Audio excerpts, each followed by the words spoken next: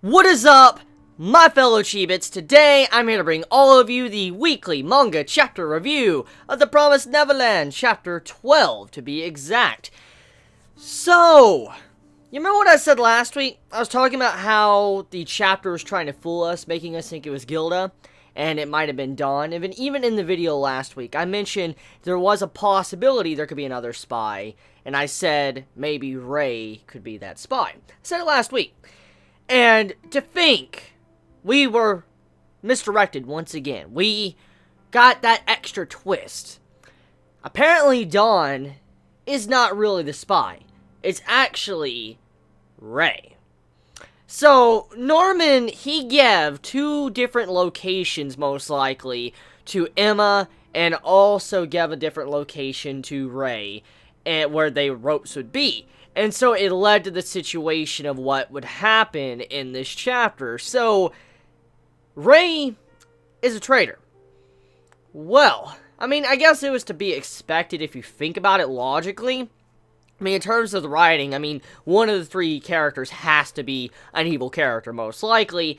Just, I'm kind of shocked and surprised it's Ray of all characters, because, I mean, I would think it would be Norman that would make a deal with the devil for, you know, he could save Emma. I could see something like that happening. That's still a possibility. Maybe you have it to where Norman, he's going to eventually make a deal with the mother, and then he's going to try to get Emma out at the cost of everybody else's life. I could see something like that happening. But for now, though, Ray being the traitor.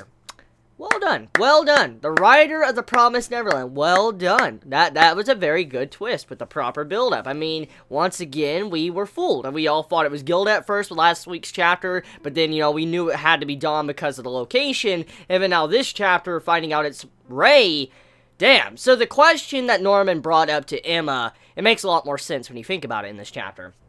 He stated, once we find out who the traitor is, are we going to leave them behind? And Emma states, no, we will not leave someone behind. Even if they are the traitor, we're not going to leave them behind. We're going to bring them with us because, I mean, they're also part of our family. So Emma's stating, regardless, even if you were the traitor, Norman, I would not leave you behind. I would still bring you with me because I care about all of you. And so when Norman asked this question to Emma, he was pretty much saying, so if we leave behind Ray, would you be fine with that if we found out he was a traitor?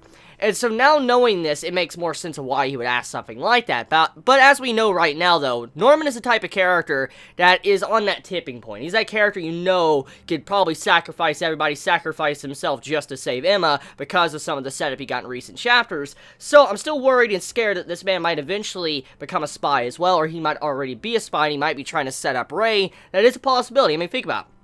There could be a possibility, since Norman is this type of person that's trying to change up his perspective and what to think, he might be trying to throw Ray under the bus, and then it's actually him that's the spy. I could see something like that happening as well, and Ray is completely oblivious. He doesn't know what the fuck is going on, and it's Norman trying to plot shit, trying to sacrifice everybody just to save Emma.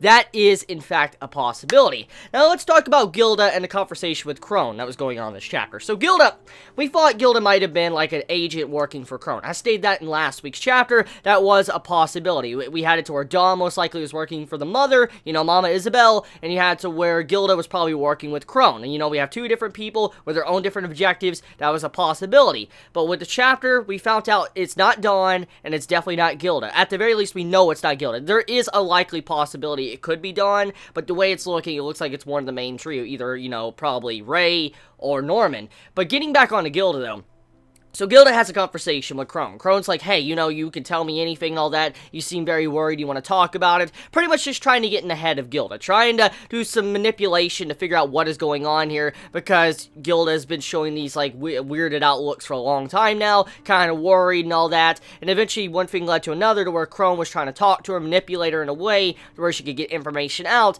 And we found out what Gilda decided to say is that Emma and her had a fight. And that's why she's acting like this. But knowing Crone, because she also is a helper, and she's probably been around a while, knows some things, she probably understands that she definitely knows that Gilda knows something at this time. She knows that Gilda isn't a part of it, but she definitely knows something, especially the way she acted, at least acting weird around the characters, around certain people. She realizes this and knows that Gilda's probably her ticket to finding out something about Emma, Ray, and Norman. Now, besides that, however, Gilda being, you know, good, that's a good thing. That means we have another person that joins our main cast that's going going to be a very good help to, you know, escaping the farm. But getting back onto Ray and Norman, though. So Ray, if he is in fact the traitor, I wonder what he's gonna do. I wonder if he, you know, became a traitor because he wanted to be a double agent. I mean, think about this, okay? What if the reason why he's been lying to Norman and Emma is because he wanted to get closer to Isabel for he could get more information, and then eventually he could become a double agent and feed Norman and Emma the proper information while he feeds Isabel the wrong information, a double agent, so to say. I could see something like that happening too. Maybe that could also be happening with Norman too, if he is an agent as well for Isabel. But at this time, though, if Ray really is the person that's causing this, I could see him dying. I could definitely see him dying before everything is said and done with this art, before they escape. I could definitely see him dying. You know, dying in some way, probably sacrificing himself because he wants to have, you know, redeem himself.